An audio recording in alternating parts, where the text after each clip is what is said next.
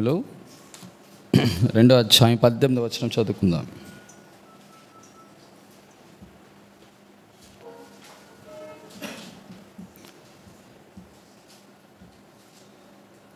విలాప వాక్యాలు 2వ అధ్యాయం 18వ వచనం. మనమందరం కలిసి ఆ భాగాన్ని చదువుకొని మనము వాక్య ధ్యానంలోనికి వెళ్ళిపోదాం. రండి, నాతో పాటు చదువుదాం. జనులు విలాపవాక్యములు 2వ అధ్యాయం 18వ వచనం, 682వ పేజీ, పాత నిబంధన గ్రంథం. జనులు హృదయపూర్వకముగా యెహోవాకు మొర్రపెట్టుదురు. సియోను కుమారి ప్రకారమా, నదీ ప్రవాహము వలె దివారాత్రము కన్నీరు పారనిమ్ము, విరామము కలుగనీయకము, నీ కంటి పాపను విశ్రామింపనీయకము. ప్రార్థన చేసుకుందాం. పరిశుద్ధమైన తండ్రి, నీ పరిశుద్ధమైన స్తోత్రాలు. కనికరించండి, కృపను అనుగ్రహించండి. వాక్యం ద్వారా మీరే మాట్లాడండి. రేపటి కొరకు మమ్మల్ని సిద్ధపరచండి, సరి చేసుకోవడానికి కృప అనుగ్రహించండి. మీరే మహిమ ఘనత ప్రభావం పొందుకోమని యేసు నామమున అడిగి వేడుకొచ్చున్నాను తండ్రి, ఆమేన్. జనులు హృదయపూర్వకముగా యెహోవాకు మొర్రపెట్టుదురు. సియోను కుమారి ప్రకారమా, నదీ ప్రవాహము వలె దివారాత్రము కన్నీరు పారనిమ్ము, విరామము కలుగనీయకము, నీ కంటి పాపను విశ్రమింపనీయకము. ఇదొక చాలా భారభరితమైనటువంటి ప్రార్థన యజ్ఞము అని అనవచ్చు. ఇది సాధారణమైనటువంటి ప్రార్థన కాదు. ఎందుకంటున్నాడంటే, సియోను కుమారి అంటే సంఘమా. సియోను దేనికి సూచన? సంఘానికి సూచన. ఈ సియోను కుమారిని ప్రాకారంతో పోలుస్తున్నాడు. ఇది ఏ ప్రాకారం అంటే ప్రార్థనా ప్రాకారం. అందుకే అంశం ఏం పెట్టినాను? నీ ప్రార్థనే ప్రాకారము అయితే. ఇక్కడ అంటున్నాడు, ఎందుకు ఈ సియోను కుమారి ప్రాకారం అయిందంటే కనీసం 3 చేసింది. నెంబర్ 1, జనులు హృదయపూర్వకముగా యెహోవాకు మొర్రపెట్టుదురు. ఇది 3 ప్రార్థన చేస్తూ వచ్చింది సంఘం. ఎటువంటి ప్రార్థన అంటే హృదయపూర్వకమైనటువంటి ప్రార్థన, లేకపోతే మొర్ర, లేకపోతే విజ్ఞాపన. రియల్ ప్రేయర్ అంటారు దీన్ని. ఏంటట? రియల్, హృదయపూర్వకమైనటువంటి ప్రార్థన. ఒక వ్యక్తి ప్రాకారము అంటే మనము చేసేటువంటి ప్రార్థన అది ప్రాకారం అవ్వాలంటే ఆ ప్రార్థనలో రియాలిటీ ఉండాలి. అంటే ఏంటి? హృదయపూర్వకమైన అంటే నిజముగా ప్రార్థించటం. నెంబర్ 2, ఇక్కడ అంటున్నాడు, నదీ ప్రవాహము వలె దివారాత్రము కన్నీరు పారనిమ్ము, విరామము కలుగనీయకము. ఇక్కడ చూడండి, నదీ ప్రవాహము వలె దివారాత్రం అంటే రాత్రి పగలు ఎలాగా నదీ ప్రవాహం. ఇప్పుడు నది ఎప్పుడైనా ఆగుద్దా? ఎప్పుడూ ఆగదు. అది రాత్రిపూట ప్రవహిస్తుంది, పగలు కూడా ప్రవహిస్తుంది. అట్లాగా ఇప్పుడు హృదయపూర్వకమైనటువంటి ప్రార్థన నుంచి ఇక్కడికి ఏ ప్రార్థనకు వచ్చిందని? కన్నీటి ప్రార్థనట. అందుకే దానిని నదీ ప్రవాహంతో పోల్చాడు. మొదటిది రియల్ ప్రేయర్, రెండవది రిలీఫ్ లెస్ ప్రేయర్. అంటే రిలీఫ్ లేదు దానికి. ఏంటంటమ్మా? రిలీఫ్ లేకుండా ప్రార్థన చేస్తుంది, కన్నీరు కార్చి ప్రార్థన చేస్తుంది. 2, మూడవది నీ కంటి పాపను విశ్రమింపనీయకం. విశ్రమించడం అంటే రెస్ట్. అంటే అసలు కనీసం కూడా రెస్ట్ లేకుండా తీసుకుంటుందన్నమాట. అంటే ఎంత చక్కటి ప్రార్థన చూడండి. అంటే అర్థమైంది, ఒక సంఘము యొక్క చేసినటువంటి ప్రార్థన అది ప్రాకారముగా మార్చబడాలంటే కనీసం ఈ 3 అనుభవాలు ఆ సంఘానికి లేదా ఆ సియోను కుమారికి ఉండాలి. మొదటి అనుభవం ఏంటి అంటే it was a real prayer. అందులోని ఎటువంటి చెప్పండి కపటము ఉండకూడదు, హృదయపూర్వకముగా ప్రార్థన చేయాలి. రెండో ప్రార్థన ఏంటది? Relief less prayer. రిలీఫ్ ఉండకూడదు ఆ ప్రార్థనలోని. మూడోది ఏంటట? It is a restless prayer. అంటే అసలు రెస్ట్ తీసుకోరు. అంటే ప్రార్థన సియోను కుమారి ప్రాకారముగా అది మలచబడాలంటే మొదటిది హృదయపూర్వకమైన ప్రార్థన, రెండోది నది ప్రవాహం వలె కన్నీటి ప్రార్థన, మూడోది ఏంటంటే విశ్రమింపని ప్రార్థన, విశ్రమించకూడని ప్రార్థన. ఎంత చక్కటి చూడండి ఆ మాట. ఎప్పుడైతే ఒక సంఘానికి ఈ 3 అనుభవాలు ఉంటాయో, చూడండి, ఈ 3 అనుభవాలు ఉంటాయో ఖచ్చితంగా ఆ యొక్క సంఘము సియోను కుమారి ప్రాకారం వలె ఆ ప్రార్థన ఆ సంఘాన్ని కాపాడుతుంది. ఇప్పుడు విచిత్రం చెప్పనా?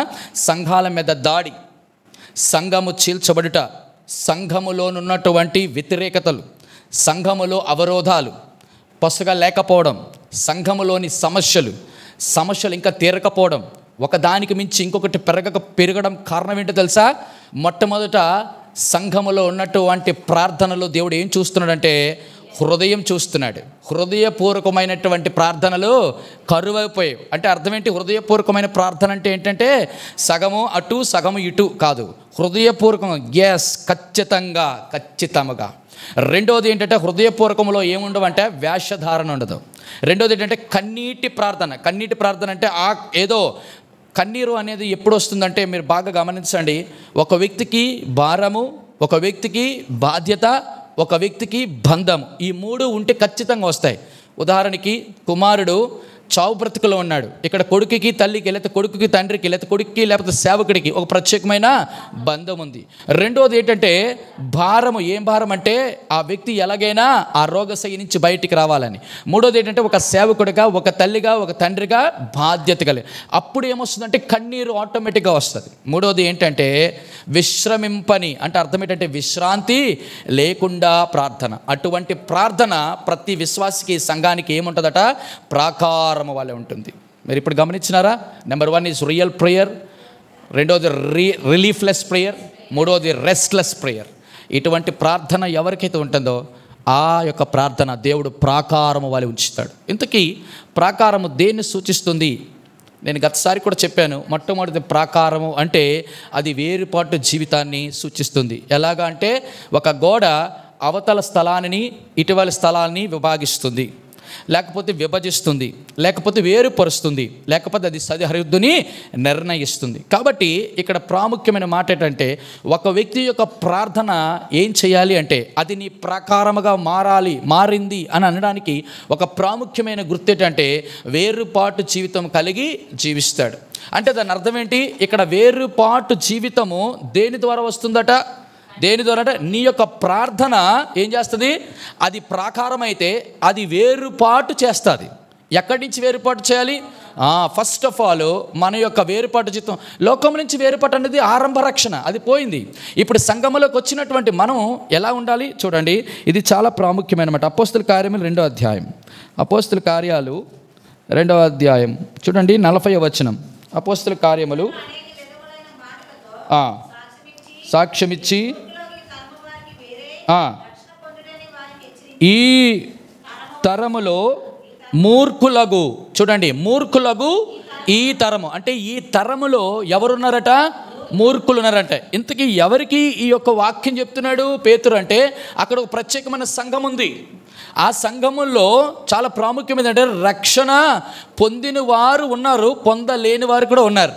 కానీ వాళ్ళందరికీ ఏకగ్రీవంగా చెప్తున్న మాట అంటే ఒక వ్యక్తి రక్షణ పొందాలంటే మొదట మారు మనసు నిమిత్తం రక్షణ పొందుడి అనగా మారు మనసు నిమిత్తమై పాప క్షమాపణ బాప్తిసం తీసుకున్నాడు. ఆ తర్వాత దానికి ఆ మాట చెప్పడానికి ముందుగా ఒక ప్రత్యేకమైన హెచ్చరిక చేస్తున్నాడు. మీరు ఈ యొక్క చెప్పాలి ఈ యొక్క తరముకి వేరై చూడ. ఇప్పుడు విషయం చెప్పండి, ఎవరికి వేరై ఉండాలట? మూర్ఖులకు ఈ తరం. ఇంతకీ మూర్ఖులు అంటే ఎవరో అనుకున్నారు గాక కింద ఒక మాట చెప్పబడుతూ వచ్చింది, వంకరితనము కలిగిన వారు. ఎవరట? విషయం ఏంటో తెలుసా? వంకరగా ఉన్నటువంటి వారిని ఒకే ఒక జంతువుతో, ఒక్కొక్క ప్రాణితో పోలుస్తాం, సర్పంతో. కాబట్టి ఈ యొక్క వంకర జీవితం చూడండి, బాగా గమనించండి. వంకర జీవితం అంటే దాని అర్థం అంటే తన జీవితం ఎప్పుడు కూడా సరళంగా తిన్నగా ఉండదు. ఈ వంకర జీవితం ఉన్నటువంటి వారిలో కనీసం 3 ఉంటాయి. నెంబర్ 1 వంకర చూపు, నెంబర్ 2 వంకర నడత, మూడోది వంకరి మాటలు. మీకు అర్థమైందని చెప్పిన వంకర చూపు, వంకరి నడత, వంకరి మాటలు, ఈ 3 కలగలిపితే వంకర జీవితం వాళ్ళది. ఇవన్నిటిని కలిపితే వంకర బుద్ధి వాడిది. అటువంటి వాడు ఎవడు అంటే మూర్ఖుడగు ఈ తరము వాడు. ఈ తరములో ఎవడో మూర్ఖుడు, భయంకరమైన మూర్ఖుడు అంటే సాతానుగాడు. వాడి నుంచి వచ్చిన వాళ్ళందరూ కూడా ఈ కోవలో చెందుతారు. ఇప్పుడు అంటున్నాడు, ఒకవేళ మన ప్రార్థన ప్రకారం అయితే అట ఇటువంటి మూర్ఖులు అనగా వంకర మాటలు, వంకర చూపులు, వంకరి నడక, ఈ 3 వ్యవహారాలు లేకపోతే ఈ 3 కలగలిపినటువంటి ఆ జీవితం నుంచి దేవుడు ఏం చేస్తున్నాడట? నువ్వు ప్రార్థన చేస్తే, ఎలాంటి ప్రార్థన? హృదయపూర్వక ప్రార్థన, కన్నీరు ప్రార్థన, విరామము లేని ప్రార్థన చేస్తే దేవుడు ఆ వంకరతనము నుంచి దేవుడు ఏం చేస్తాడో తెలుసా? ఒకే ఒక్కరిలో ఈ మాట చెప్పబడింది. ఎంత అద్భుతమైన మాట. సంఖ్యాకాండం 23:31 సంఖ్యాకాండం 23:31 సంఖ్యాకాండం 23:23 అది చదువున్నాను. ఎన్నోది అది? 21 సార్, 31 అన్నాను. యేసుక్రీస్తు ప్రభువారు తండ్రి అయిన దేవుడు అంటున్నాడు, యాకోబులో ఏ దోషమును కనుగొనలేదు, ఇజ్రాయేలీలో ఏ వంకరతనమును. ఇప్పుడు గమనించారా, వంకరతనాన్నేమో ఇజ్రాయేలుడు అని పెట్టాడు, దోషాన్ని మాత్రం యాకోబుతో పుట్టాడు. ఏంటి దానికి దీనికి డిఫరెన్స్ ఏంటంటే, యాకోబు అంటే లోకంలో ఉన్నాడు, ఇజ్రాయేలు అంటే పేరు మారాడు, క్రైస్తవుడిగా మారాడు, దేవుని బిడ్డగా మారాడు, ఆశీర్వదింపబడ్డాడు. అప్పుడేమో దోషం లేదు, ఇప్పుడేమో అంటే అర్థం ఏంటంటే, జీవితం మారితే, బ్రతుకు మారితే, పేరు మారితే, క్రొత్త జన్మము క్రొత్తగా జన్మిస్తే ప్రభువుని రక్షణలో ఉన్నాడంటే మన జీవితంలో ఏమి ఉండకూడదు, వంకరతనం ఉండకూడదు. వంకరతనం అంటే అర్థం, నువ్వు ఏదైనా మాట్లాడితే సూటిగా మాట్లాడాలి. ఏదైనా మాట్లాడితే వంకరతనం, దాన్ని ఏమంటారు తెలుసా? వంకరతనం మాటలంటే నేను ఒక మాట చెప్తాను. సర్పం అని చెప్పాను కదా, సర్పానికి ఎన్ని నాలుకలు ఉంటాయి? 2 నాలుకలు ఉంటాయి. అది వంకర మాటలు అంటే. అక్కడ ఒకలా మాట్లాడతారు, ఇక్కడ ఒకలా మాట్లాడతారు. నువ్వు ఏది మాట్లాడినా స్ట్రైట్ ఫార్వర్డ్గా మనం మాట్లాడాలి. అది వంకర జీవితం లేనిదే. అర్థమైందా? రెండోది, వంకర మాటలు అయిపోయాయి, వంకరి చూపులు. వంకర చూపులు అంటే ఎన్ని కళ్ళు ఉంటాయి? పాముకి ఎన్ని కళ్ళు ఉంటాయి? అరే, పాముకి ఎన్ని కళ్ళు ఉంటాయి అంటే 5 కళ్ళా? 2 కళ్ళు. కనబడతాయి దానికి? కనబడితే కనబడవా బ్రదర్? కెన్ స్నేక్ నానా? చిన్నపిల్లలు, పాము చూస్తుందా తెల్లవారి? పాము తెల్లవారి చూపు కనబడుతుందా? నైట్ పూట కనబడతాయా? ఎవరికి? Very good. అలాంటప్పుడు పాము ఎట్టి పరిస్థితుల్లో తెల్లవారు సంచారం చేయకూడదు అనమాట. అయితే పాముకి రెండు కనబడతాయి, లేదని అనకండి. విచిత్రం ఏంటంటే, పాము ఎప్పుడు కళ్ళు ద్వారా తన ప్రయాణం కొనసాగించదు. బాగా గమనించండి. చెవులు చాలా, అంతే. నువ్వేటరా పాము కళ్ళు అంటారా, పాము చెవులు అంటారా? కళ్ళుతో పోల్చరు. కాబట్టి వంకర మాటలు, వంకర చూపులు అంటే దాని చూపులు తన చెవుల ద్వారా వెళ్తుంది. ఎప్పుడైనా శబ్దమును బట్టి తన యొక్క మార్గము మారిపోతుంది. మూడోది ఏంటట? నడక. నడక ఎప్పుడు తిన్నగా ఉంటుంది ఎప్పుడైనా, అది ఎంత ట్రై చేసినా ఎలా ఉంటుంది. కాబట్టి మన జీవితాల్లో ఈ మాట ఎప్పుడు దేవుడి చేత అనిపించుకోకూడదు. యెషయా గ్రంథం 1వ అధ్యాయం మీకు తెలుసు కదా, చక్కటి మాట చదువుతారా? యెషయా గ్రంథం 1వ అధ్యాయం. దేవుడు ఎంత చక్కగా తన బిడ్డలను పిలుస్తున్నాడో చూడండి. యెషయా గ్రంథం 1వ అధ్యాయము 4వ వచనం. పాపిష్టి జనమా, దోషభరితమైన ప్రజలారా, దుష్ట సంతానమా, చెరుపు చేయు పిల్లలారా. ఏ సంతానం అది? దుష్ట సంతానమా. ఇంకొక విషయం అంటారు, సర్ప సంతానమా. ఎక్కడుంటా చెప్తారా? సర్ప సంతానమా, రాబో ఉగ్రత నుండి. చెప్పండి, తీయండి. అది మత్తయి సువార్త. అది కూడా మీకు చెప్పాలి. మత్తయి సువార్త 3:7 చదువునానా.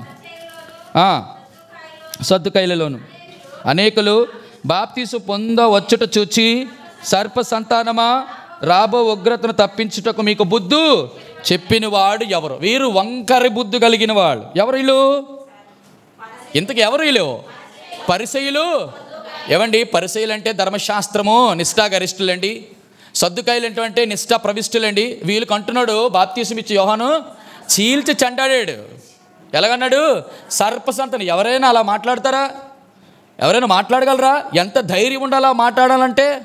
అంటే వారి యొక్క బుద్ధిని ఎరిగి చెప్తున్నాడు. ఒకవేళ కానీ ఎవరైనా ఈ సర్ప సంతానం అయితే వారు రాబో ఉగ్రత నుంచి ఎవరు కూడా తప్పించలేరు. ఇక్కడ మన యొక్క అంశం ఏంటి అంటే, ఒకవేళ మన ప్రార్థన ప్రాకారముగా ఉంటే మన జీవితంలో మొట్టమొదటిది ఏం తప్పించుకోవచ్చు? వంకరతనం నుంచి తప్పించుకోవచ్చు. వంకర మాటలు, వంకర బుద్ధి, వంకర చూపులు, వంకర నడక ఏమీ ఉండదు. ఒకవేళ ఈరోజు నా జీవితంలో ఇదే ఉండుంటే ఆ ప్రాకారము పగిలిపోతుందని జ్ఞాపకం చేసుకోవాలి. పాడైపోయింది, పగిలిపోతుంది, పడిపోతానికి జ్ఞాపకం చేసుకోవాలి. ఈరోజు దేవుడు నీతో నాతో మాట్లాడుతున్న ప్రాముఖ్యం అంటే, ప్రభువా, నేను ఈ వంకర మాటలు, ఈ వంకర చూపులు, ఈ వంకరి నడతలు నా జీవితంలో ఉండకూడదు. అందుకే అంటున్నాడు, మీరు ఈ తరమైనటువంటి మూర్ఖులకు వేరై. నేను లేదండి, నేను అలా వేరవనండి అని అంటే, చూడండి ఒక మాట చూపిస్తాను మీకు. సామెతల గ్రంథం తీయండి.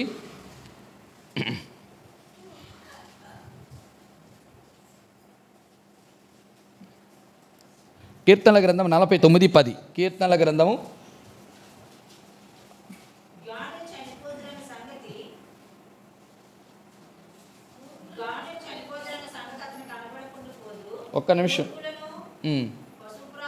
ఒక్క నిమిషం చెల్లి.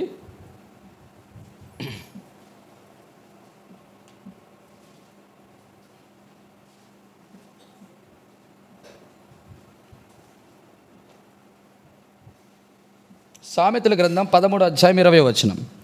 సామెతలు 13:20. జ్ఞానులు సహవాసము చేయవాడు జ్ఞానము గలవాడగును, మూర్ఖులు సహవాసము చేయవాడు చెడిపోను. ఇక్కడ ఏ మాట దీనికి అర్థమైంది మనకేనంటే, మూర్ఖులకు ఈ తరము వారికి వేరే రక్షణ పొందుడి అంటే, ఒకవేళ కానీ మన ప్రార్థన ప్రాకారముగా లేదు అంటే, ఆ ప్రాకారము లేదు అంటే అంటే దాని అర్థం ఏంటంటే, మన ప్రార్థన ప్రాకారముగా ఉండకపోతే ఖచ్చితంగా మనము మూర్ఖులతో సహవాసం చేసిన వారం అయిపోతాం. మూర్ఖులతో సహవాసం చేస్తే ఏమవుతామనంటే మనం చెడిపోతామంట. ఎలా చెడిపోతామో చెప్తాను చూడండి. ఎంత దారుణంగా మూడింతలుగా మనం చెడిపోతాం. నెంబర్ 1 చూడండి, 1 పేతురు రాసిన పత్రిక 2వ అధ్యాయము 15వ వచనం. 1 పేతురు రాసిన పత్రిక 2వ అధ్యాయం 15వ వచనం. ఎలా అనగా, మీరిట్లు యుక్త ప్రవర్తన గలవారై ఉండి అజ్ఞానముగా మాట్లాడు మూర్ఖుల నోరు మూయుట దేవుని చిత్తం. ఇక్కడ మూర్ఖుడు అంటే ఎవరో? అజ్ఞానముగా మాటలాడు వాడిని మూర్ఖుడు అంటారు. ఒక వ్యక్తి మూర్ఖుడితో సహవాసము చేయడం అంటే అర్థం ఏంటో తెలుసా? ఒకవేళ ప్రార్థనే ప్రాకారముగా ఉండకపోతే ఏమవుతాం? మనం మూర్ఖులతో సహవాసం చేస్తాం. చేసిన తర్వాత వాడి అజ్ఞానం వీడిలో, దేవుడు ఉంటే చూపించండి, దేవుడు ఉంటే నాతో మాట్లాడండి, అసలు దేవుడు ఉన్నాడా, ఉంటే కనబడమని చెప్పండి, అసలు దేవుడు అనేవాడు ఉంటే అసలు దేవుడు అనేవాడు ఎలా ఉంటాడు, అసలు దేవుడు అనేవాడు ఎలా పుట్టాడు, ఇత్యాది అనేకమైనటువంటి వితర్కమైన మాటలు వస్తాయి. ఇప్పుడు వీళ్ళందరినీ ఏమంటాం? చెప్పాలి, అజ్ఞానులు కాదు, మూర్ఖుడు అంటాం. మూర్ఖులకి కొంచెం ఆ మూర్ఖత రావడానికి ముందు పొజిషన్ ఏంటంటే భక్తిహీనత, దానికంటే ముందు ప్లేస్మెంట్ ఏంటంటే బుద్ధిహీనత. ఏంటట? బుద్ధిహీనులు దేవుడు లేరని తమ హృదయాలలో అనుకుంటారట వాళ్ళు. కాబట్టి ప్రియమైన వారలారా, మొట్టమొదటి మన జీవితాల్లో మన కుమారులే కానీ, మన కుమార్తెలే కానీ, భర్తలే కానీ, మన భార్యలే కానీ ఇటువంటి పరిస్థితులు ఉన్నారేమో కొంత జ్ఞాపకం చేసుకోండి. వారు అజ్ఞానంగా మాట్లాడుతున్నారంటే వారి సహవాసం ఏదో తేడా కొట్టిందని అర్థం. చెడు సహవాసము చాలా చాలా ప్రాబ్లం. మూర్ఖుల సహవాసం ఇది. మొదటిది అజ్ఞానంలోకి వెళ్ళిపోతారు. ఎటువంటి అజ్ఞానం అంటే, ఈ అజ్ఞానం అంటే మనం అనుకుంటాం అది అజ్ఞానం అనుకుంటాం, కానీ వాళ్ళు ఏమంటారు? అది జ్ఞానం అంటారు. ఏ జ్ఞానం అది? లోక జ్ఞానం. ఆ లోక జ్ఞానం దేవుడు ఏం చేశాడు? వెర్రితనంగా ఎంచాడు. లోక జ్ఞానమును బట్టి దేవుడిని తెలుసుకోలేడట. వాడికి ఎప్పుడే అర్థం కాదు దేవుడు అంటే ఏంటో. అర్థమైందా? ఒక్కసారి డెప్ప మీద కొట్టి సరిగ్గా తీసుకొస్తే అప్పుడు దేవుడు ఏమంటుంటాడు. మొదటిది మూర్ఖుడు యొక్క సూచన, లేకపోతే మూర్ఖుడు అంటే ఎవరంటే అజ్ఞానంగా మాట్లాడేవాడు. రెండవది చూడండి, యెషయా గ్రంథం 29:16. యెషయా గ్రంథం 29:16. యెషయా గ్రంథం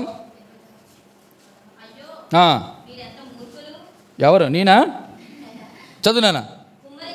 కుమ్మరికిని మంటికిని భేదమును లేదని ఎంచదగునా? ఏటమ్మా? చెయ్యబడినటువంటి వస్తువు,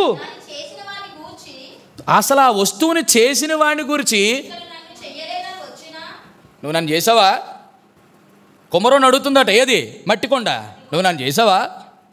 రెండవది, ఆ యొక్క మట్టి కొండను తీసుకొచ్చి దాన్ని నలిపి దాని మీద సారేసి దానికి ఒక మంచి రూపం ఇచ్చి అందమైన కూజాలాగా, అందమైన పుష్పం పెట్టేటువంటి కొండలాగా తయారు చేస్తే రూపించినటువంటి కుమ్మరోడితో అంటుందట ఈ మట్టి కొండ. ఏటమ్మా? బుద్ధి. ఎంతటి మాట అండి అది? చెప్పండి, ఎంతటి మాట అది? చెప్పనా? అటువంటి మట్టిని తీసుకొచ్చి సారె మీద తీసుకొచ్చినటువంటి వ్యక్తిని చేయబడిన వస్తువు అంటే సృజించబడిన వస్తువు. రెండోది ఏంటంట? రూపమును ఇచ్చినటువంటి ఆ దేవుడినట నీకు అసలు. చాలామంది గమనించండి, ఇప్పుడు ఒక మాట చెప్తాను, కొంచెం చాలా కోటి రూపాయల మాట ఏంటి తెలుసా? దేవుడు నిన్ను సృష్టించాడు. సృష్టించినటువంటి మానవుడు అంటున్నాడట, ఏమన్నాడు? చెప్పండి. మొదట మెట్టేటి అజ్ఞానం, రెండో మెట్టేటి అంటున్నాడు నీవు నన్ను.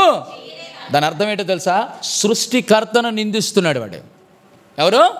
సృష్టికర్తనే నిందిస్తున్నాడు. కిందకి అంటున్నాడు పోనీ ఫస్ట్ స్టేజ్లో ఉన్నాడు అనుకుంటే రెండో స్టేజ్కి వెళ్ళిపోయాడు. ఎలాగా? ఏమన్నాడు? నీకు అసలు బుద్ధి ఉందా? ఎందుకు బుద్ధి లేదు తెలుసా?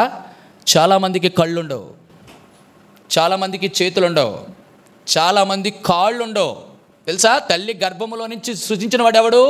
దేవుడే. చూసినప్పుడట నువ్వు దేవుడు అయితే నీకు బుద్ధి ఉంటే అందరిని అలాగెందుకు సృష్టించావు, నన్ను ఎందుకు ఇలా సృష్టించావు అని అంటాడట. మీకు అర్థమైంది నేను చెప్పిన మాట? కొమ్మరి నీవు నేను మంటి, ఆ సారి మీద ఆయనకి ఇష్టం వచ్చినట్టుగా చేస్తాడు, ఇష్టమైన రూపాన్ని ఇస్తాడు. కొంతమంది అబ్బా ఆవిడ్ని చూడు ఎంత అందంగా తయారు చేశాడో. మీకు అర్థమైందా? ఈ అబ్బాయిని చూడు, ఆ కళ్ళుని చూడు అలా చేశాడు, ఆ ముక్కుని చూడు అలా చేశాడు, నోటిని చూడు అలా చేశాడు, ఆ చెయ్యిని చూసి అలా చేశాడు. విచిత్రం ఏంటో తెలుసా? దేవుడు చేసిన దానికి ఏటట నిందించేవారు ఉన్నారు. మీకు అర్థమవుతుందా? ఇక్కడ ఎవడు ఈ మూర్ఖుడు? సృష్టికర్తని నిందించాడు. విచిత్రం చెప్పనా? ఎవరైతే చూడండి, ఎవరైతే దేవుడి చేత సృష్టించబడినాడో, ఎవరైతే దేవుడి చేత నిర్మించబడినాడో వాళ్ళకి ఇన్ని ఆధిక్యతలు ఉంటాయో తెలుసా బిడ్డలారా? చూడండి యెషయా గ్రంథం 43వ అధ్యాయం. యెషయా గ్రంథం 43వ అధ్యాయం చదువునానా?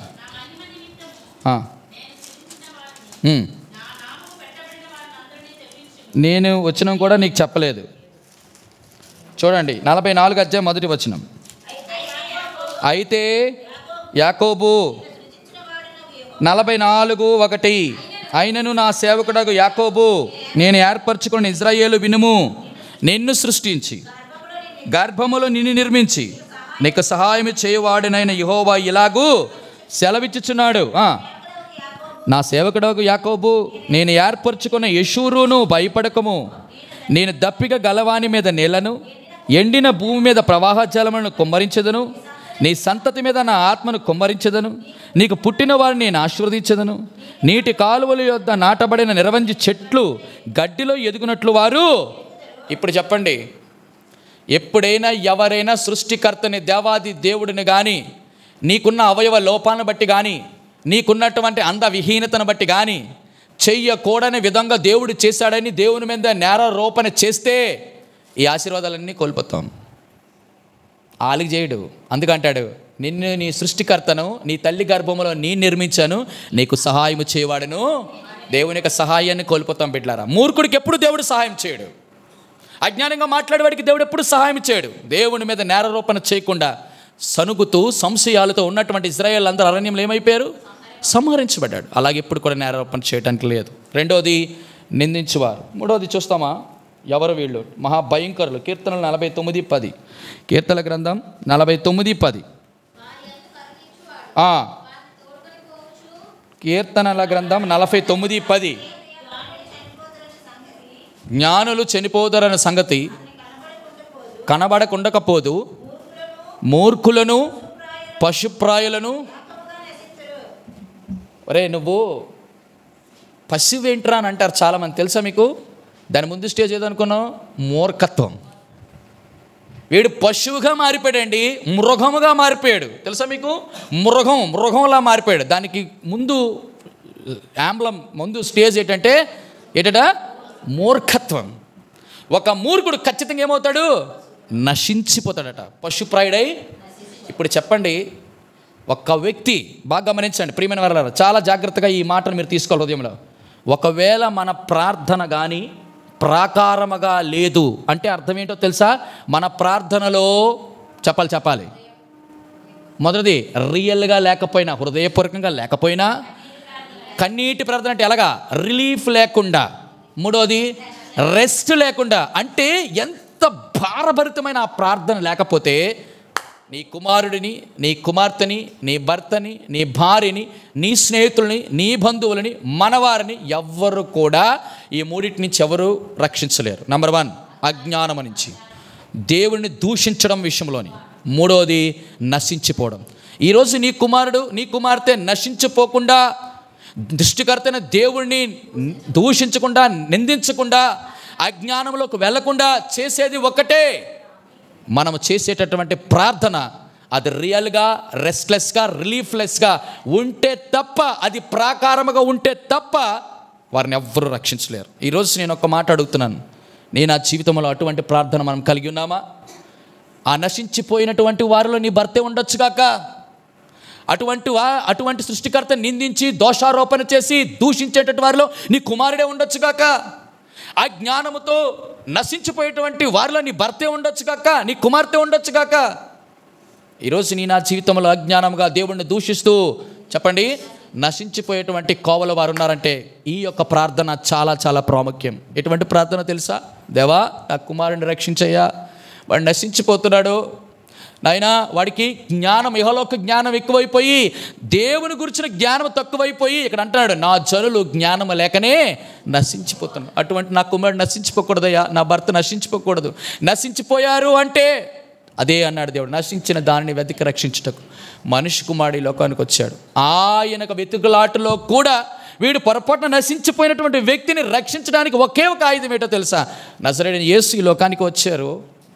అటువంటి వ్యక్తులు ఇంకా కూడా మారకుండా హృదయ కాఠిన్యంతో ఉంటే ప్రార్థన ప్రాకారమై ఈ మూర్ఖులకు, ఈ తరం వారికి వేరే ఉండేటట్టుగా ఆ ప్రార్థన ప్రాకారమై మన బిడ్డలకి, మన భర్తలకి, మన భార్యలకి, మన పిల్లలకి తోడై ఉండి వారిని నాశనంలో నుంచి, దూషణలో నుంచి, అజ్ఞానముల నుంచి విడుదల చేయునుగాక. రెండవ మాట సియోను కుమారి ప్రాకారమా ఎందుకు అన్నాడు? మొదటిది వేరుపాటు, రెండోది ఏమన్నాడు? చాలా చాలా ప్రాముఖ్యమైనది. ఎప్పుడైనా గోడ లేకపోతే ప్రాకారము పునాది మీద కట్టబడుతుంది. కట్టబడినట్టు ఈ ప్రాకారం ఎలా ఉంటుందట?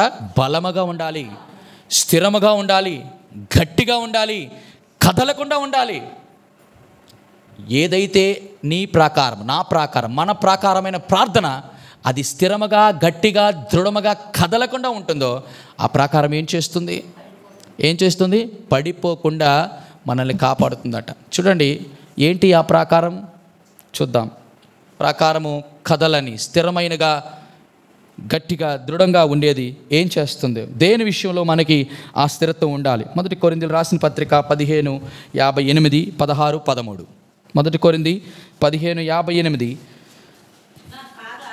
కాగా నా ప్రియ సహోదరుడా, మీ ప్రయాస ప్రభునందు వ్యర్థము కాదని ఎరిగి స్థిరులను ఎలాగట? స్థిరంగా ఉంటే కదలదు, కదలని ప్రభు యొక్క కార్య అభివృద్ధి యందు ఎప్పటికీ ఏటట ఆసక్తులై ఉండుడి. అక్కడ అలా పెట్టి 16:13. 1 కొరింథీ 16:13. మెలకువగా ఉండుడి, విశ్వాసమందు నిలకడగా ఉండుడి, పౌరుషము గలవారై ఉండుడి, బలవంతులై ఉండుడి, మీరు చేయి కార్యములన్నీ ప్రేమతో చేయడి. చాలు. మన ప్రార్థన సియోను కుమారి ప్రాకారము వల్ల ఉంది అనడానికి ఒక గుర్తు ఏంటంటే అది కదలకుండా ఉండాలి. ఈరోజు ప్రార్థన దేని కొరకు చేయాలంటే, దేవా ఈ ప్రాకారం పడిపోకూడదయ్యా, ఈ ప్రాకారము పగిలిపోకూడదు, ఈ ప్రాకారము పడిపోకూడదు. ఇలా ఉండాలంటే ఏం చేయాలి? ఇక్కడ అంటున్నాడు చూడండి ఒక మాట. 1 కొరింథీ 13 16, 13లో మెలకువగా. ఎందుకు మెలకువగా ఉండాలి? మెలకువగా ఉండి ప్రార్థన చేయుడి. అందుకు మెలకువగా ఉండాలి. ఒకవేళ ఆ మెలకువగా ఉండి ప్రార్థన చేస్తే ఏటట? విశ్వాసమందు. అందుకు ఏ గోడ ఇది? విశ్వాసం అనేటువంటి, క్షమించండి, ప్రార్థన అనేటువంటి ఈ గోడ స్థిరంగా ఉన్నది అంటే అర్థం ఏంటంటే తెలుసా? నీ విశ్వాసము కూడా నిలకడగా ఉంటుంది. ఎందుకు విశ్వాసం నిలకడగా ఉండాలి? కనీసం 4 కారణాలు. చూడండి, మీకు ఆ మాట జ్ఞాపకం చేస్తాను. చాలా అద్భుతమైన మాట. 1 తెస్సలోనికి రాసిన పత్రిక 3:2. 1 తెస్సలోనికి రాసినటువంటి పత్రిక, 1 తెస్సలోనికి రాసిన పత్రిక 3:1 చదువునాను. కాబట్టి ఇక సహింపజాలక ఏథెన్సులో మేముంటిగా నైన ఉండుట మంచిదని ఎంచి ఈ శ్రమల వలన ఎవడను కదిలింపబడకుండానట్లు మిమ్మల్ని స్థిరపరచుటకు మీ విశ్వాస విషయమే మిమ్మను చాలు. నెంబర్ 1, ఫస్ట్ వన్ మీరు ఇలా గమనించండి. మొట్టమొదటిది, ఆ పునాది మీద కట్టబడిన ఈ ప్రాకారము స్థిరంగా ఉంది అని అనడానికి మొట్టమొదటి దాని మీద వచ్చేటటువంటి శ్రమ. మొట్టమొదటిగా ఆ యొక్క ప్రార్థన, లేదా ఆ ప్రార్థన వల్ల నువ్వు కట్టుకున్నటువంటి ఆ విశ్వాసం అనేటువంటి ఈ ప్రాకారం ఏటట? శ్రమలు వచ్చినప్పుడు ఎలాగుంటుందట? చెప్పండి.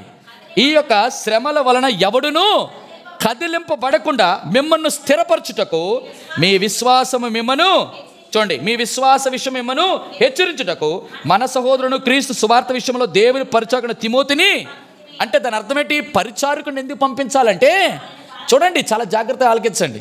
ఆ పునాది మీద కట్టబడిన ఈ విశ్వాసపు ప్రాకారం పడిపోయే పరిస్థితిలో ఉండవచ్చు కాక, అప్పుడు అంటున్నాడు ఈ తిమోతిని పంపించి. ఎందుకు తిమోతిని పంపించారో తెలుసా? కొన్నిసార్లు నీ విశ్వాసము మీద శ్రమలు అనేటువంటి దాడి తగులుతుంది. విశ్వాసము మీద శ్రమలతో పాటు నిరీక్షణ కోల్పోయే పరిస్థితులు వస్తుంది. ఈ యొక్క విశ్వాసం అనేటువంటి ప్రాకారం మీద చాలాసార్లు అపనమ్మకముగా మారిపోయేటువంటి పరిస్థితులు దాపరిస్తాయి. అలాంటప్పుడు అంటున్నాడు, ఎట్టి పరిస్థితుల్లో మీ విశ్వాసమును చెక్కు చెదరనివ్వకండి అంటున్నాడట. ఇది హెచ్చరిక. అంటే ప్రతి ఒక్కరి జీవితంలో మొట్టమొదట దేనితో ప్రారంభమవుతుంది? స్థిరపడడానికి హెచ్చరికతో ప్రారంభమవుతుంది. రెండో దగ్గరికి వద్దాం. చూడండి 3వ అధ్యాయం, చూడండి 3వ అధ్యాయం. హెచ్చరికతో ప్రారంభించిన తర్వాత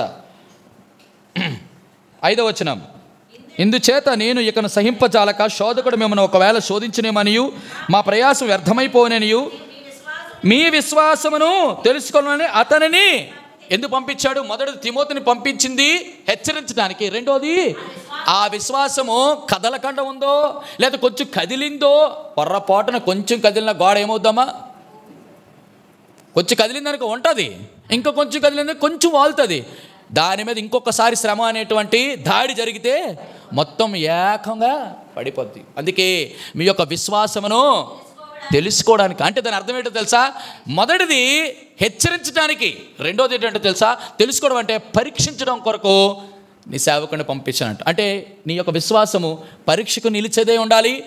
మన విశ్వాసము హెచ్చరికలతో, అంటే దేవుని వాక్యం మనల్ని హెచ్చరిస్తుంది. ఆ హెచ్చరించినప్పుడు మనం తీసుకునేటట్టుగా ఉండాలి. మూడోది చూడండి 3వ అధ్యాయం 7వ వచనం, అందుచేత సహోదరులారా మా ఇబ్బందులన్నిటిలోనూ శ్రమ అంతటిలోనూ, మళ్ళీ చూడండి, మీ విశ్వాసమును చూచి మీ విషయమై ఆదరణ.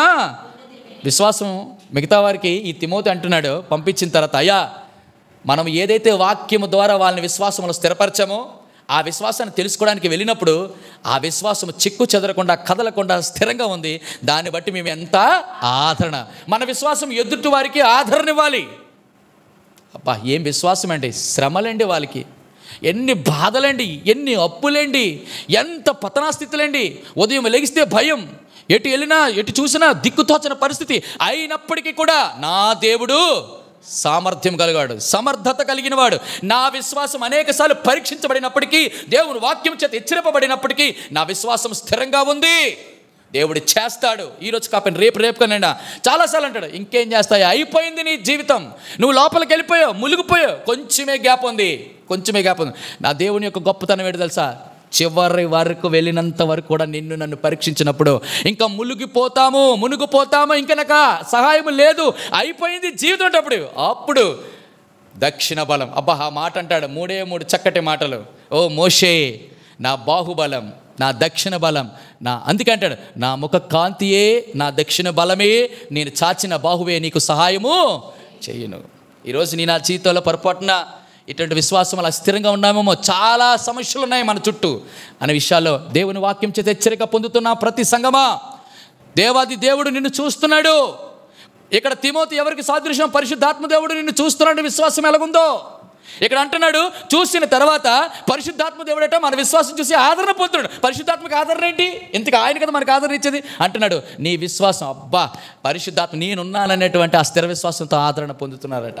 4వది చివరిది చూడండి 10వ వచనం, మేము మీ ముఖము చూచి మరలా మీ విశ్వాసములో ఉన్న లోపమును తీర్చినట్లు అనుగ్రహించమని రాత్రిములు అత్యధికముగా దేవుణ్ణి చూడండి హెచ్చరించబడినప్పటికీ, నువ్వు పరీక్షింపబడినప్పటికీ, చెప్పండి ఆదరింపబడుతూ అబ్బా సంతోషపడుతున్నప్పుడు కూడా కొన్నిసార్లు నీ యొక్క దాడి, శ్రమల దాడి మొదటి రోజు కంటే 2, రెండో రోజు కంటే 3, మూడో రోజు కంటే 7 రోజుకి దాడి పెరుగుతున్నప్పుడు ఏమవుతుందంటే కొంచెం ఆ విశ్వాసంలో లోటు వస్తుంది, లోపం వస్తుంది. అక్కడ చూస్తాడు, ఎలాగైనా సాతాడు 4వ స్టేజ్లో ఖచ్చితంగా వీడు పడిపోద్ది, గోడ పడిపోద్ది అనుకున్న టైంకి అంటాడు.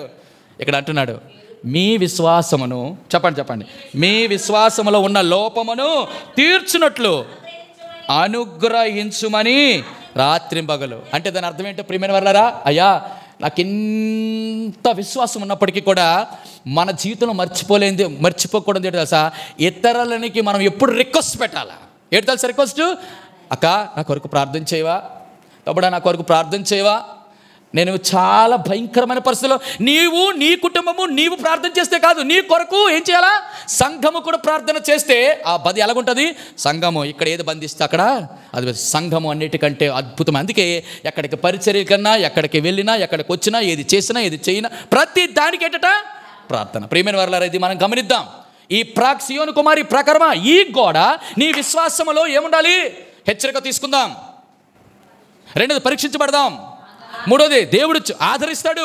నాలుగోది ఏంటో తెలుసా, దానికి వచ్చి ప్రార్థన చేయడానికి ఇతరులను మనం చెప్పండి వేడుకుంటూ ఉండాలి. అయ్యా నా కొరకు ప్రార్థన చేయరా. ఈ ప్రార్థన ఏం చేస్తుందా తెలుసా, నిన్ను స్థిరంగా నిలబెడుతుంది. ఒక్కసారి స్థిరంగా నిలబడితే ఎటువంటి దాడి జరిగినా, ఎటువంటి ప్రాబ్లం, ఏ సమస్య వచ్చినా నా దేవుడు ఉన్నాడు. కాబట్టి రెండో మాట, మొదటిది ఏంటట, వేరుపాటు జీవితం ఏం చెప్పాను ఇక్కడ, మొదటిది ఏం చెప్పాను, మొదటిది ఏం చెప్పాను, వేరుపాటు జీవితంలో మొదటి చెప్తే రెండోది ఏంటిది, రెండోది ఏం చెప్పాను, స్థిరత్వం గురించి చెప్పాను. మొదటి దానికి ఏం చెప్పాను, మూర్ఖులకు ఈ తరం వారికి వేరే ఉండి రక్షణ పొందుడంటే అర్థం ఏంటో తెలుసా, ఎప్పుడైతే ప్రాకారముగా నీవు వేరే జీవిస్తావో, ప్రత్యేకంగా జీవిస్తావో ఖచ్చితంగా నీ సాక్ష్యం నిలబడుతుంది. అంటే ఆడు మూర్ఖుడు కాదండి, వాడు దేవుని బిడ్డ. సరే, మూడోది నేను చేసి నేను ముగిస్తాను. చూడండి, ఇది చాలా ప్రాముఖ్యమైనది. అపోస్తల కార్యములు 20:28 వచనం. అపోస్తల కార్యములు 20 అధ్యాయము 28 వచనం. 28, 29, 30, 31. దేవుడు తన స్వరక్తం ఇచ్చి సంపాదించిన తన సంఘమును కాయుటకు పరిశుద్ధాత్మ మిమ్మును దేని యందు అధ్యక్షునిగా ఉంచును ఆ యావత్తు మందను గూర్చియు మిమ్మల్ని గూర్చియు జాగ్రత్తగా ఉండి, నేను వెళ్ళిపోయిన తర్వాత క్రూరమైన తోడేళ్ళు మీలో ప్రవేశించునని నాకు తెలియను. వారు మందను కనికరించరు, మరి శిష్యులు సైతము తమ వెంట ఈడ్చుకొని పోవాలని వంకర మాటలు పలుకు మనుషులు ఎందులో నుంచి, మీలో నుండే బయలుదేరుదురు. కావున నేను 3 సంవత్సరం రాత్రి మగళ్ళు కన్నీళ్లు విడుచుచు ప్రతి మనుషునికి మానక బుద్ధి చెప్పితనని మీరు జ్ఞాపకము చేసుకొని మెలకువగా. ఇప్పుడు గమనించండి, నేను మూడో మాట చెప్తున్నాను. ప్రాకారం ఏం జ్ఞాపకం చేసింది, మొదటిది సెపరేషన్, వేరుపాటు. రెండోది ఏం చెప్పాను, పునాది మీద కట్టబడిన ప్రాకారం స్థిరత్వం. మూడోది ఇక్కడ చాలా సంరక్షణ.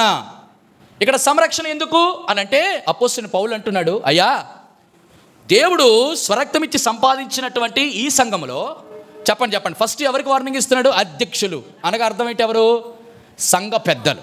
ఎవరికి ఫస్ట్ టార్గెట్, ఎవరికి, సంఘ పెద్దలు. అంటున్నాడు, ఓ సంఘ పెద్ద, నువ్వు ఎలాగున్నావో ముందు చూడడానికి, రెండోది ఏంటి తెలుసా, మంద ఎలాగున్నారు చూసుకో, జాగ్రత్త. ఇక్కడ చూడండి, మళ్ళీ మాట చూడండి, ఆ మాట మరి, తన సంఘమును కాయుటకు పరిశుద్ధాత్మ మిమ్మల్ని దేని అధ్యక్షులుగా ఉంచును ఆ యావత్తు మందను గూర్చియు మీ మట్టుకు మిమ్మును గూర్చియు.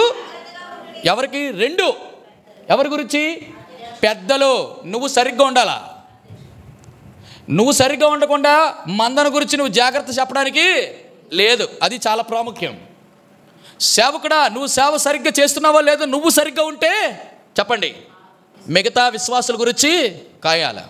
పరిచారకులారా, మనం పర్ఫెక్ట్గా ఉంటే మిగతా పరిచర్య చేసిన వాళ్ళని మనం అడగడానికి ఆస్కారం ఉంటుంది. ఎప్పుడైనా గమనించండి, మనం మాట చెప్పడం కంటే ఆ మాటకు తగ్గ బ్రతుకు చాలా ప్రాముఖ్యం. అదే చాలా చాలా చాలా ఇంపార్టెంట్. వాక్యం చెప్పినటువంటి సేవకుడు నిలబడి చాలా విషయాలు చెప్తాడు. అది మానండి, ఇది మానండి, ఇది చేయండి, అది చేయండి, అలాగుండండి, ఇలాగుండండి. ఒక వ్యక్తి సేవకుడు అలాగ లేడు అనుకోండి, ఆ మాటలు మాటల్లాగా ఉంటాయి, కానీ మాట ఎప్పుడు కూడా తోటల్లాగా ఉండాలి. ఎలాగా, వచ్చాడరా ఏస్తాడరా అన్నట్టు. ఎందుకు, ఆ సేవకుడు అలాగ ఉంటాడు. ఏ రోషమైతే, ఏ పౌరుషమైతే, ఏ యొక్క ఆత్రత అయితే ఉంటుందో మిగతా వాళ్ళకు కూడా అదే ఉంటుంది. కాబట్టి ప్రియమైన వారలారా బాగా గమనించాలి. అందుకే ఇక్కడ అంటున్నాడు, సేవకుడికి చెప్పండి, సేవకులు అంటే పెద్దలకి, అధ్యక్షులకును విశ్వాసులు కూడా ఇద్దరికి చెప్తున్నాడు, జాగ్రత్తగా ఉన్నాడు. ఇప్పుడు రండి కిందకి. నేను వెళ్ళిన తర్వాత, ఎవరు వెళ్ళిన తర్వాత, అపోస్తలుడైన పౌలు ఎన్ని సంవత్సరాలు ఎఫెసులోనే చేశాడు, 3.5 సంవత్సరాలు చేశాడు. చేసి నేను వెళ్ళిపోయేసరికి క్రూరమైన తోడేళ్ళు మీలో ప్రవేశించను. అంటే అర్థం ఏంటి, ఈ తోడేళ్ళు ఎక్కడి నుంచి వస్తాయి, మీలో ప్రవేశించినంటే బయట నుంచి వస్తాయి. జాగ్రత్త, చాలా జాగ్రత్త సంగమా, ఇది మాట గమనించాలి. నేను వెళ్ళిపోయిన తర్వాత ఏమండి అపోస్తలుడు పౌలు ఉన్నప్పుడు ఎందుకు రాలా? ఎందుకు? అక్కడ అంటాడు చూడండి, 31వ వచనం, కావున నేను 3 సంవత్సరములు రాత్రింపగళ్ళు కన్నీళ్లు విడుచుచు ప్రతి మనిషికి మానక బుద్ధి చెప్పితనని మీరు. ఇక్కడ 2 చేస్తాడు అపోస్తలుడు పౌలు. మొట్టమొదటి రాత్రింపగళ్ళు, సేవకుడు ముందు రాత్రింపగళ్ళు కన్నీళ్లు విడిచి, రెండోది ఏమన్నాడు? మానక బుద్ధి. దేని ద్వారా బుద్ధి? దేవుని వాక్యము ద్వారా ఏం చేశాడు? ప్రతి ఒక్కరికి బుద్ధి చెప్పాడట. బుద్ధి చెప్పాడు. దేని కొరకు తెలుసా? ఒక సేవకుడిలో ప్రార్థన ఆత్మ, వాక్యపు ఆత్మ లేకుండా, ఆత్మ నడిపింపు లేకుండా మనం ఏది చేసినా కూడా ఆ సంఘములో ఖచ్చితంగా 2 రకాలైన ప్రమాదాలు ఉన్నాయి. బయట నుంచి ఏ తోడేళ్ళట? మామూలు తోడేలు కావు అవి, క్రూరమైన తోడేలు. అసలేంత ఉంది తర్వాత క్రూరమైన తోడేళ్ళు మీలో ప్రవేశించుననియు, తర్వాత చక్కగా అక్కడ చూడండి, చాలా ప్రాముఖ్యమైన మాట, మరియు శిష్యులను సహితము తమ వెంట ఈడ్చుకొని పోవాలనని వంకర మాటలు పలుకు మనుషులు బయట నుంచి బయలుదేరి వస్తారన్నాడా? ఎందులో? జాగ్రత్త, మనలో నుంచే బయలుదేరి శిష్యులు అంటే ఎవరికి శిష్యులు? దేవునికి శిష్యరికం చేసేటువంటి వారిని సైతం కూడా ఎవరినట? వంకర మాటలు ఉపయోగించి, భయంకరమైన మాటలు ఉపయోగించి, లేనిపోయిన మాటలు ఉపయోగించి, చక్కటి మాటలు, వంపు సొంపులైన మాటలు ఎవరు చేస్తాడో తెలుసా? సర్పసంతానమైన దుష్టుడు చేస్తాడు. ఏదైనా తోటలో ఆదాము ఇద్దరు ఉన్నారు, కానీ మోసపోయింది ఎవరో? అవ్వ. ఎందుకు మోసపోయింది చెప్పండి? మొదటిది ఏంటి తెలుసా? తన భర్తతో కలిసి లేదు, ఒంటరిగా ఉంది. అవునా కదా? ఒంటరిగా ఉన్న చూసి ఏం చేసింది? ఏమన్నది? మాట్లాడింది. ఇది నిజమా? అసలు ఏమైనా అడిగిందా? ఏమైనా చెప్పిందా? ఏమైనా ఇది నిజమా? ఏంటిది నిజమా? అక్కడి నుంచి ప్రారంభిస్తా. అంటే నీలో ఒక సందేహం. ఇక్కడ చెప్తాను, బాగా గమనించండి. ఏ సంఘంలోనూ ఒక సేవకుడు, ఏ సంఘానికైతే నువ్వు వంట పెట్టుకున్నావో, ఏ సంఘంలోనైతే నువ్వు పెంచబడుతున్నావో, ఏ సంఘంలో అయితే మంచి బోధ కలిగి మంచి ఆత్మీయ మర్మాలతో నువ్వు పెంచబడుతున్నావో, ఆ సంఘములోనికి లోపల నుంచే వచ్చేటువంటి వారు వంకర మాటలు చెప్పి ఆ సంఘము, సంఘ విశ్వాసుల మనసులు, సంఘం విశ్వాసుల యొక్క మనసులను కూడా ఏం చేస్తున్నారు? చెరుపుతున్నారు. ఇట్లాగ చెరపడానికి మెయిన్ కారణం ఏంటో తెలుసా? ఏ వాక్యం అయితే నువ్వు వింటున్నావో, ఏ వాక్యంలో అయితే నువ్వు పెంచబడుతున్నావో, ఆ వాక్యమును నువ్వు సరిగ్గా పట్టుకోకపోతే, తర్వాత ఎంత పట్టుకున్నా ఇక్కడ సేవకుడు అనేటువంటి వాడి యొక్క కన్నీటి ప్రార్థన, వాక్యము 2 కూడా చాలా చాలా ప్రాముఖ్యం. సేవకుడు బుద్ధి చెప్పాడేనో బాధపడ్డాం, ఎంత బాధపడుతున్నావో అంతకంటే సేవకుడు బాధపడతాడు. కారణం ఏంటో? రాత్రింబగళ్ళు కన్నీళ్ళు కారుస్తాడు సంఘంలో. ఈరోజు బయట నుంచి వచ్చే బోధనలు దయచేసి నేను విన్నప్పుడు జాగ్రత్త కలిగి, క్రూరమైన తోడేళ్ళు వస్తున్నాయి బయట నుంచి. వాళ్ళు ఈ యొక్క వ్యవహారాలు కావు, ఈ బోధ కాదు, ఈ పరిస్థితులు కావు, ఈ యొక్క పునాది మీద కట్టబడరు, ఈ యొక్క కట్టడాలు అవసరం లేదు. ఇష్టానుసారమైనటువంటి వ్యవహారాలు ఇక్కడికి వచ్చి మొత్తం అంతా కూడా చెరిపి సంఘాన్ని నాశనం చేసేటువంటి పరిస్థితులు వస్తున్నాయి. కాబట్టి ప్రియమైన వారలారా, జాగ్రత్త. ఎప్పుడైనా ఈ క్రూరమైన తోడేల విషయంలో సంఘములో నుంచి లేస్తున్నటువంటి వంకర మాటలు చెప్తున్నటువంటి వారు, వాళ్ళు పెద్దలే కానివ్వండి, పరిచారకులే కానివ్వండి, సేవకులే కానీ, నిలబడి చెప్తున్న నేనే కానివ్వండి, ఎవరైనా కూడా అటువంటి మాటలను మీరు గ్రహించడానికి మొట్టమొదటిగా సేవకుడు మాత్రమే కాదు అంటున్నాడు. నేను వెళ్ళిపోయిన తర్వాత ఆ క్రూరమైన తోడేలు వంకర మాటలు చెప్పాలి మందిరంలో నుంచే వస్తాయంటే కారణం ఏంటో తెలుసా? నేను వెళ్ళిపోయిన తర్వాత నేను ఎలాగైతే నేనున్నంత వరకు ఈ క్రూరమైన తోడేలు రాలా, ఉన్నాయా? ఒకవేళ వచ్చినా ఏం చేశాడు? రాత్రి మగల కన్నీళ్లతోనూ దేవుని వాక్యంతో బుద్ధి చెప్పాను. బాగా గమనించండి. అటువంటి పరిస్థితి నీకు నాకు వస్తే నువ్వు చేయవలసింది, నేను చేయవలసింది 2. మొదటిది కన్నీటి ప్రార్థన రాత్రింబగలు, రెండోది మంచి హెచ్చరిక కలిగిన దేవుని వాక్యము ద్వారా బుద్ధి నేర్చుకున్నట. ఈ 2 కానీ లేకపోతే ఖచ్చితంగా ఆ యొక్క ప్రాకారము పడిపోతుంది. ఈరోజు సియోను కుమారి ప్రాకారమా, నువ్వు సంరక్షించబడ్డావా? మొదటిది ఏంటో తెలుసా? స్వభావం మారాలి. అంటే స్థిరం, దాన్ని ఏమంటారంటే మొట్టమొదటి వేరుపాటు జీవితంలో ఏం చేస్తుందంటే లోకంలో నుంచి క్షమించండి మూర్ఖులైన ఈ తరం వారికి వేరుపాటు జీవితంలో నీ సమర్పణ కనిపిస్తుంది. రెండోదేట చెప్పండి స్థిరత్వమైనటువంటి ప్రాకారం కనబడుతుంది. మూడోదేట సంరక్షణ కనబడుతుంది. ఈ 3 కానీ మన జీవితంలో లేకపోతే ఈ సియోను కుమారి ప్రాకారమా, ఒకవేళ ఈరోజు ఆ సమర్పణ లేదా, ఆ యొక్క స్థిరత్వం లేదా, ఆ సంరక్షణ లేదా, ఈరోజు నా జీవితంలో దేవుడు అంటున్నాడు, సియోను కుమారి ప్రాకారమా హృదయపూర్వకంగా ప్రార్థన చేయి. విరామం లేకుండా ప్రార్థన చేయి. మూడోది కన్నీటితో ప్రార్థన చేయి. అటువంటి ప్రార్థన దేవుడు నీకు అనుగ్రహించి సియోను ప్రాకారం వలె కట్టబడుటకు దేవుడి కృపను అనుగ్రహించునుగాక. Amen, amen, amen.